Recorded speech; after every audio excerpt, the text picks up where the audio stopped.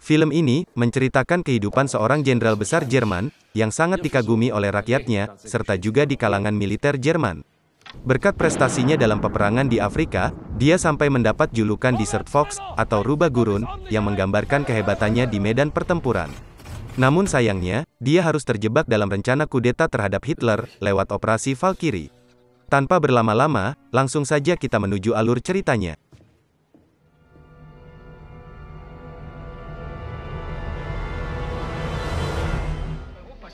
Film ini dimulai beberapa bulan setelah kekalahan pasukan Jerman di bawah komando Erwin Rommel di front Afrika. Terlihat, Rommel ditarik pulang ke Jerman untuk melakukan pertemuan dengan Adolf Hitler beserta beberapa petinggi Nazi lainnya. Dalam pertemuan itu, Hitler memerintahkan Rommel untuk memimpin pasukannya dalam operasi menjaga Atlantic Wall dari serangan sekutu yang terletak di sepanjang garis pantai Prancis. Di sana, mereka juga mendiskusikan tentang lokasi serangan yang akan dilakukan sekutu. Juga tentang rencana pertahanan yang akan mereka gunakan untuk membendung serangan dari pihak sekutu yang akan datang. Tanggal 15 April tahun 1944, Rommel pun terlihat sudah bertugas di kantor pusat komando pasukan Nazi yang berada di Prancis. Di sana, Rommel menyambut kedatangan Jenderal Speidel, yang nantinya akan bertugas membantu Rommel dalam operasi menjaga Atlantic Wall dari serangan sekutu. Tanggal 17 April tahun 1944, Erwin Rommel bersama Jenderal Marx dan beberapa pasukan lainnya, terlihat sedang memeriksa kondisi pertahanan Atlantic Wall, yang berada di pesisir pantai Calvados di Prancis. Tanggal 25 April tahun 1944, Jenderal Speidel menuju kantor administrasi militer Jerman yang berada di Paris untuk melakukan pertemuan rahasia dengan Heinrich von Stubnagel dan juga Honecker. Di sana, para petinggi militer Jerman mulai mengungkapkan ketidaksetujuannya tentang pembantaian kaum Yahudi yang dilakukan Hitler lewat pasukan SS Nazi. Stubnagel dan Honecker lalu merencanakan kudeta kepada Hitler yang akan mereka lakukan. Mereka juga menyuruh Speidel untuk membujuk Erwin Rommel agar mau bergabung sebagai dukungan terbesar mereka dalam kudeta tersebut.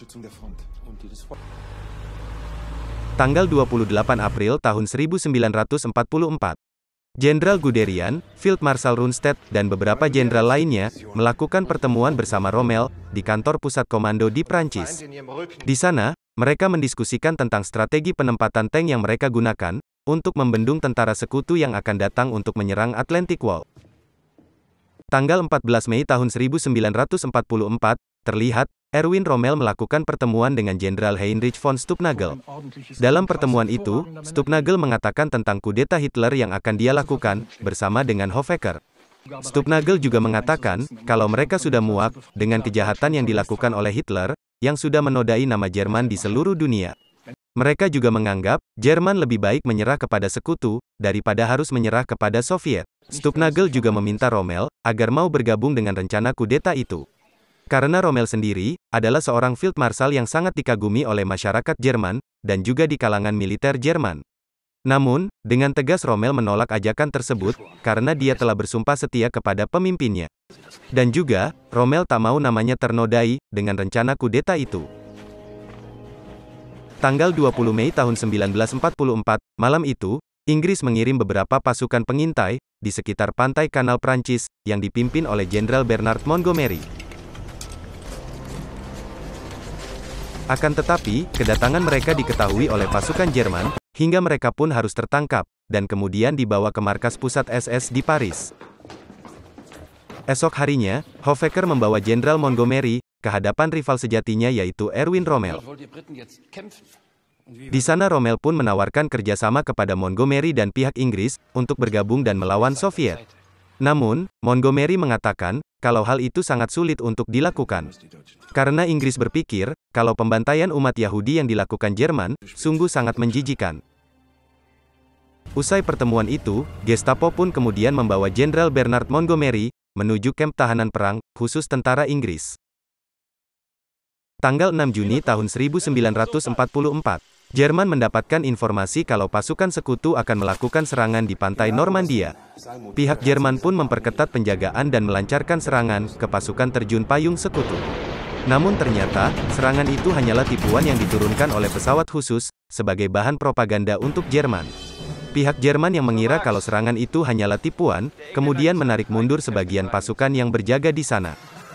Namun pagi harinya di tempat yang sama, pihak Jerman yang tidak menyadari kedatangan kapal perang milik sekutu, dan juga sudah menarik mundur sebagian pasukannya, dikejutkan dengan serangan besar-besaran, yang dilakukan oleh pihak sekutu. Jenderal Speidel pun melapor kepada Rommel, bahwa 150.000 tentara sekutu, telah berhasil mendarat di pantai Normandia. Hal itu menjadi kegagalan terbesar Rommel, dalam mempertahankan Atlantic Wall, dari serangan sekutu. Tanggal 17 Juni tahun 1944, Rommel dan juga Rundstedt, menuju salah satu bunker milik Hitler di Margifal.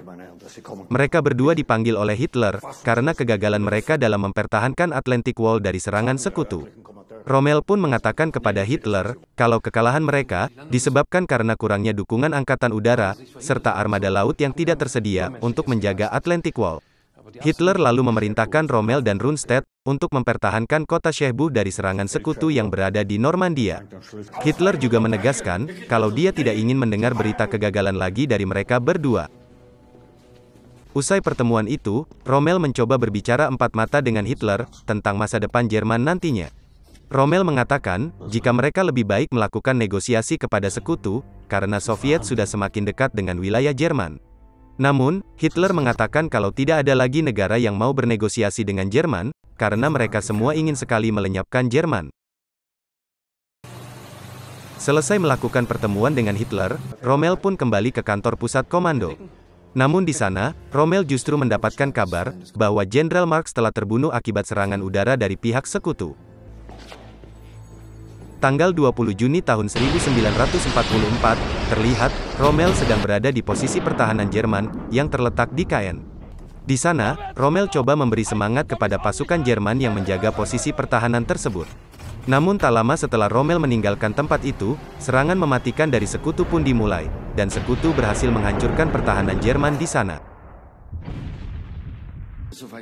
Beberapa hari pasca kejadian itu, Speidel pun datang menemui Rommel dan menyampaikan, tentang keberadaan Soviet yang semakin dekat dengan wilayah Jerman. Serta, posisi Jerman di front barat yang semakin kacau akibat serangan sekutu. Speidel juga memberitahu Rommel, tentang pembantaian yang dilakukan pasukan SS Nazi, di dekat Limoges. Dalam pembantaian itu, sekitar 450 perempuan dan juga anak-anak harus tewas. Mendengar semua itu, Rommel pun terkejut dan seakan tak percaya, dengan tindakan Hitler yang menyuruh pasukan SS untuk melakukan pembantaian tersebut. Tanggal 22 Juni tahun 1944, pasukan sekutu, kembali melakukan serangan besar-besaran ke wilayah Cherbourg yang menjadi tanggung jawab Rommel, dan berhasil merebut wilayah itu dari pihak Jerman. Tanggal 29 Juni tahun 1944 di Obersalzberg, para petinggi militer Jerman, sedang melakukan pertemuan bersama Adolf Hitler untuk membahas kekalahan mereka di kota Cherbourg dari pihak sekutu. Dalam pertemuan itu, Rommel pun menyampaikan, tentang kondisi pertahanan Jerman di front barat, yang semakin sulit untuk membendung serangan dari pihak sekutu. Serta, ia juga mencoba mengajak Hitler, untuk memikirkan cara aman untuk berdamai dengan pihak sekutu demi masa depan rakyat Jerman. Namun sayangnya, Hitler tak mau mendengarkan nasihat dari Rommel, dan justru mengusirnya dari pertemuan itu. Dengan perasaan kecewa, Rommel pun pergi meninggalkan ruangan itu. Di perjalanan pulang, Erwin Rommel hanya bisa merenung, mengingat masa-masa keemasannya. Di saat Adolf Hitler menyampaikan kepada rakyat Jerman, tentang Jenderal Erwin Rommel yang tidak terkalahkan dalam pertempuran, pada masa itu. Tanggal 30 Juni tahun 1944 di kantor pusat komando Prancis. Terlihat, Speidel kembali mengajak Rommel untuk mengeluarkan perintah kepada bawahannya, agar melakukan kudeta terhadap Hitler. Namun, Rommel tetap menolak tawaran itu, karena ia tidak mau mati dengan keadaan hina.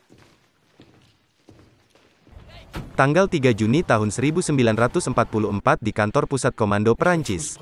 Posisi Erwin Rommel dalam memerintah pasukan Nazi di front barat, akhirnya digantikan oleh Feldmarschall von Kluck. Tanggal 16 Juli tahun 1944, Speidel, Stumpnagel, dan para konspirator kudeta Hitler, berkumpul di Hotel Raphael di Paris.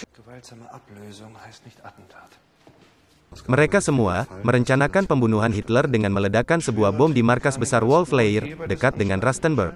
Rencana pembunuhan itu akan mereka lakukan pada tanggal 20 Juli dan operasi itu dinamakan Operasi Valkyrie.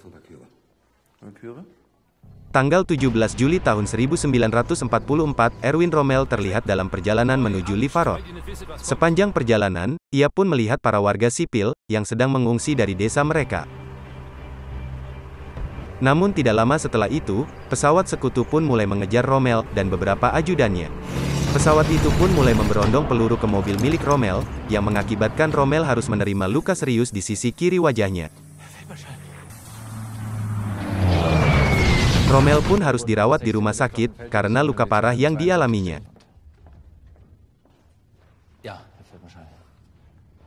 Pada tanggal 20 Juli tahun 1944, para konspirator mendapatkan kabar bahwa operasi Valkyrie telah berhasil dan Adolf Hitler dipastikan tewas dalam kejadian itu.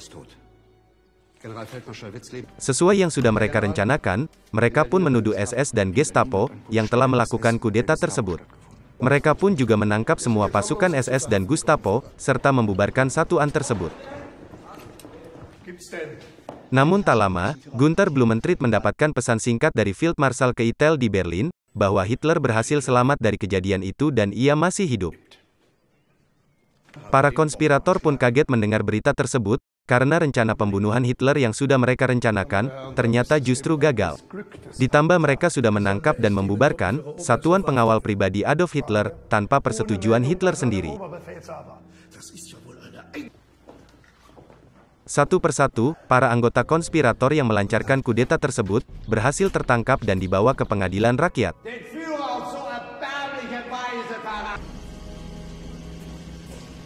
Para petinggi militer Jerman pun mengadakan sebuah pertemuan.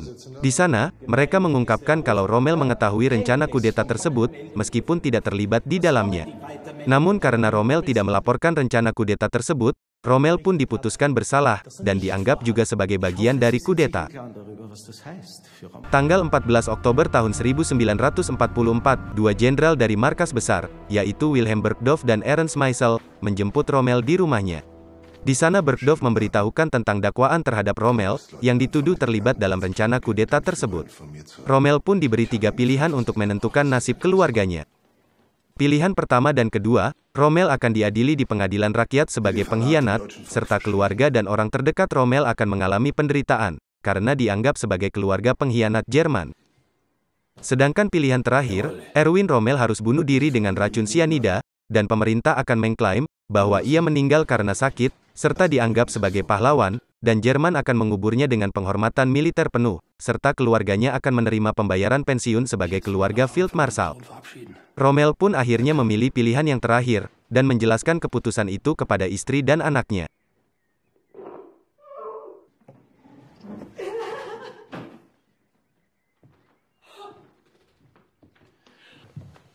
Usai berpamitan, Rommel pun mengenakan jaket Afrika Korpsnya, yang merupakan satuan kebanggaannya.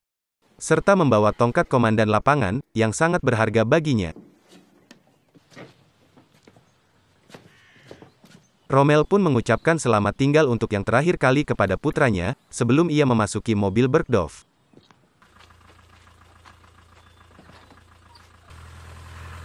Tanggal 18 Oktober tahun 1944, pemakaman untuk Jenderal Rommel pun dilaksanakan.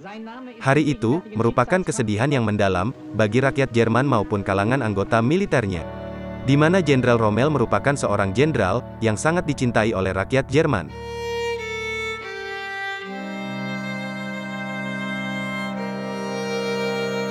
Sedangkan informasi tentang keberadaan Speidel, diketahui kalau ia ditahan oleh militer Jerman, dan ia pun dibebaskan pada tahun 1945 oleh tentara Perancis.